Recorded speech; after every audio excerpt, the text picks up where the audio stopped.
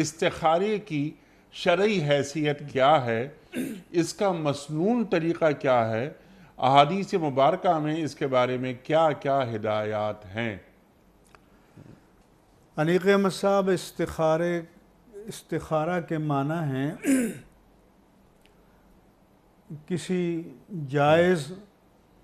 کوئی جائز اور مباح کام جو ہمیں درپیش ہے وہ ہمارے حق میں مفید ثابت ہوگا یا نہیں، تو جہت خیر کو معلوم کرنے کے لیے جو عمل کیا جاتا ہے اس کو استخارہ کہتے ہیں۔ حضرت جابر رضی اللہ عنہ کی روایت ہے کہ کان رسول اللہ صلی اللہ علیہ وآلہ وسلم یعلمنا الاستخارۃ کما یعلمنا السورۃ من القرآن، کہ رسول اللہ صلی اللہ علیہ وآلہ وسلم ہمیں